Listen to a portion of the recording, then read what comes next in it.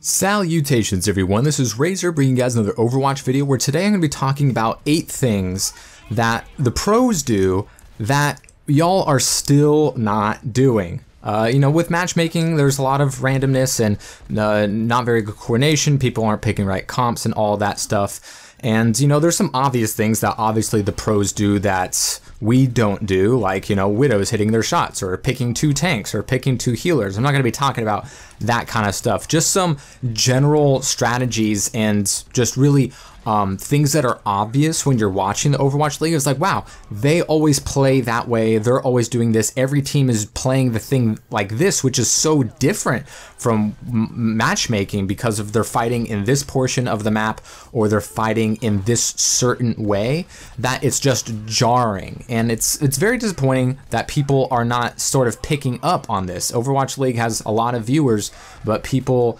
not everyone watches it obviously, but even those that do clearly are not picking up on the cues of the people that they're watching, 4 times a week. So let's start off with number 1, actually diving with a dive comp. This is something that I mentioned before, but it's such a big thing. You'll see in the character select screen before a round starts, someone will pick a D.Va, someone will pick a Zen, and someone will pick a Genji, and then someone's like, hey, here we go, that's half a dive comp. Hey guys, let's just run dive comp.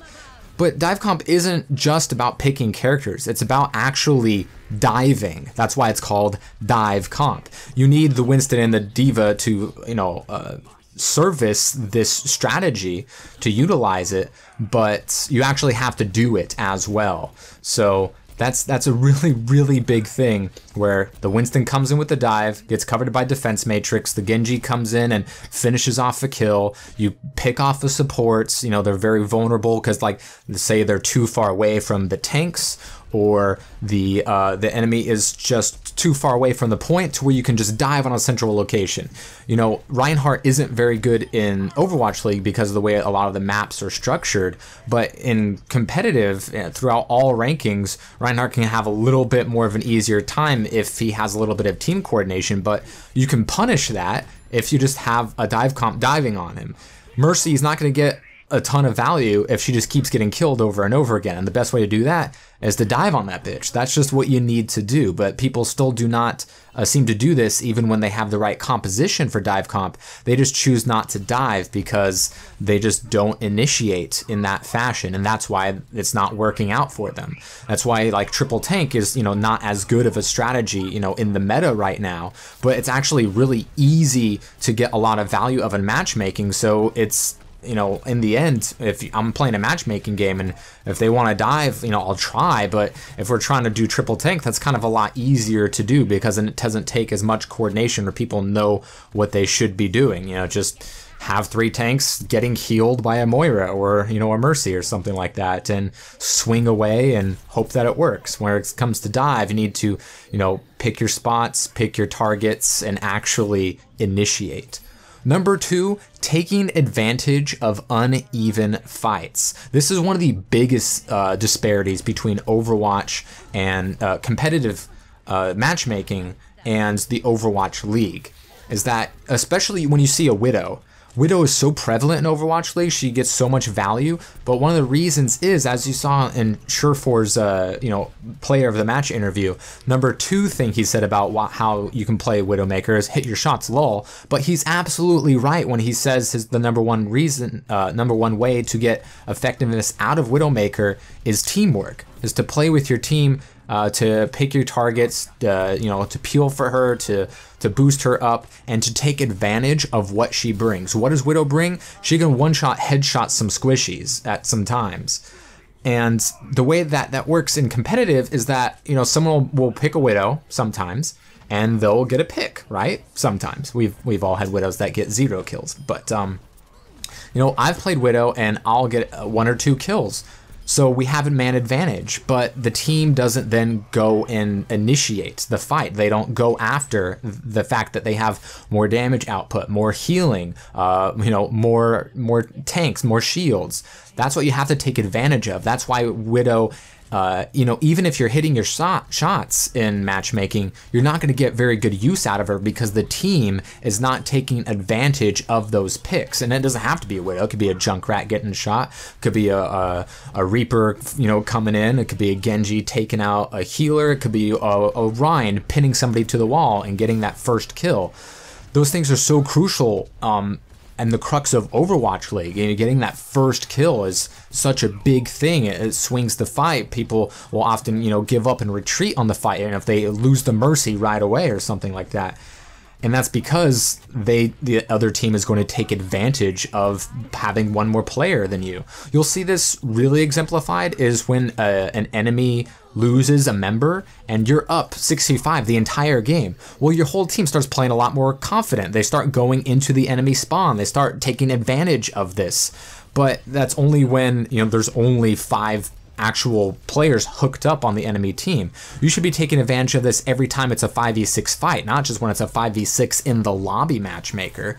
So, we've all been in those instances where someone's left on the enemy team and we're like, man, this is easy. It should be very close to that once you get that pick. But people don't kind of like see the benefit of having the man advantage, so they don't take the initiative and they don't go after the weak spot. You take down, the Mercy, then all you have to do is kill the Zen and they have no healing, or take out the Reinhardt because now the Mercy isn't pocketing him. That's not something that people are taking advantage of in matchmaking. Number 4 is retreating and fighting 66. This is kind of like the opposite side of things, of taking uneven fights. One of the things that many people saw in Overwatch League for the first time that was, a little jarring to them was that people are jumping off the sides. Divas are out of their mechs, but they're jumping off the sides, or, everyone's dead except for the Winston. Winston leaps off the side because if you die, you aren't giving the enemy team ult charge, as well as you're going to be able to team up with your team a lot quicker. Yes, it would be great to, retreat and, not have to wait as long for everyone else to respawn, but people don't seem to like retreating. They like trickling in. 3 people, let's say 3 people get killed by an ultimate, and then a 4th and a 5th get killed. Well, those 3 people are just going to go in on their own. As soon as they respawn, they don't wait for the 4th and 5th person who got killed. And maybe the 6th person even survived, but they got back to them. But those 3 people are just going ho. And the 4th person is like, all right, it's my turn to die. And the 5th person, my turn to die. You need to retreat. You need to regroup. You need to fight 6v6, because if you're down a man, it's super easy for the enemy to win that fight and get a lot more control percentage or more time on the cart and things like that. So people need to fight more 6v6 fights, because so many people are going for 1v6s and 2v6s, and I don't care who you aren't winning that fight. Next point is fighting the enemy instead of the point. This is something that you see a lot in Overwatch League. Once the enemy takes the objective, say it's a control point, then they don't stay on the point and wait for the enemy team to come to them. They push up into the enemy spawn, pick off the Zen who's not behind a shield, or take advantage of one of the healers not having respawned yet and the enemy tank is being a little bit too gun-ho, a little too big for his britches. Or, take out a McCree who's got nobody near him. He doesn't have much mobility, so you can take advantage of that. Take a Junkrat and put spam into the choke instead of hiding back in the objective. Be like, okay, I'm playing the objective. I'm doing the thing I'm supposed to be doing. No, let the memes die. Let the memes die. Genji's, oh, need to play in the objective. Hey, how come Widow's not on the objective? You don't always want to be on the objective. If you have the objective, you push up, you get kills, you heal up the front line, you make things as difficult for the enemy team as possible, but people aren't really doing that all that much. You don't always need 3 people on the cart. Yes, 3 people on the cart is how you get the cart to move the fastest, but if you watch Overwatch League, what the pros do, they'll keep like a Zenyatta on the cart to keep it moving and have everyone up, pressing up through Streets phase on, like, say, Numbani. They'll take the high grounds. They'll catch someone who spawned in the first spawn after you took the first hybrid point, and then you just get to stagger things and things kind of, you don't need to win so many fights on the cart because you can win the fight before the fight can even happen. And that's one of the crucial things that people continue not to do, especially on certain maps where there may not be as defined chokes around. Another one is staggering enemy spawns. People are starting to get a little bit better at this, but it's something that you just we need to get better at. You know, getting rid of that last tracer. She was the last one on the team. She's trying to get away. Finish her off. You know, finish off. You know, that Lucio, speed boost to go get him. Take out that Mercy who's trying to Guardian Angel away. Stagger those spawns. Another big one is utilizing Mercy's res. You can't get as much value out of Mercy if she's not getting Resurrects. If you watch Overwatch League, you see if it's like a final point of Volskaya or something, once the first person dies, then the Zenyatta transcends to cover the Mercy so that she can res that person back up, and it's a 6v6 again. Once again, go to the point, you always want to have 6 people alive as possible, especially if the enemy team also has 6.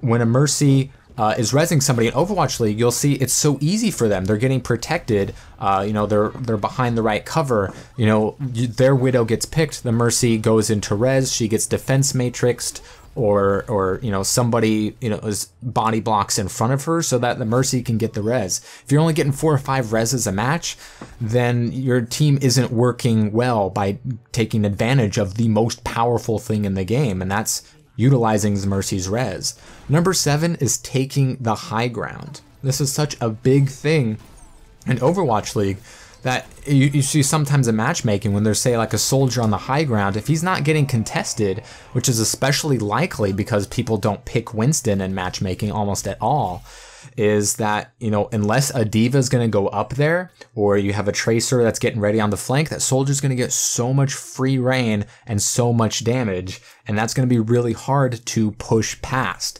And finally, the most important one is not being afraid to fail. So many people have what I call piss pants syndrome, and you can definitely see really harsh examples of this if you play Mystery Heroes, where if one of your teammates gets Widowmaker, they are so afraid to move or do anything, because if they die, then they don't get to be Widow anymore, and they don't, you know, get to get 0 kills.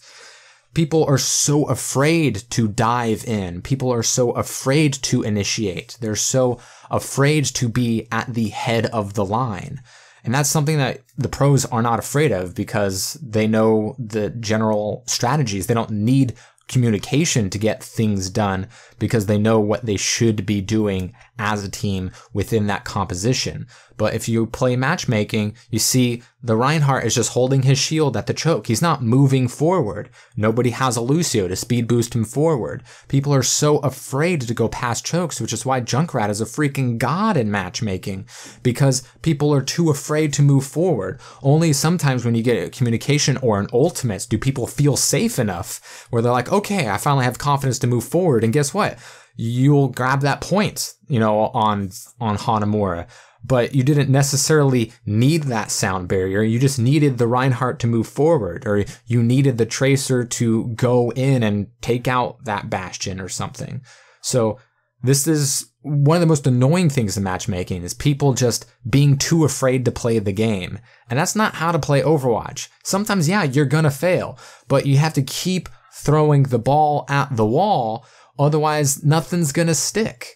You know, you're not going to get anything done if you don't try. And if you're only trying, you know, 2 or 3 times because you're afraid of, you know, your shields or your health or anything, you have to just keep trying. Sometimes it's not going to work, but you just have to keep going, because it's a video game. You respawn. You have plenty of opportunities. So those are just 8 things that the pros do that people in matchmaking clearly haven't gotten it through their heads yet.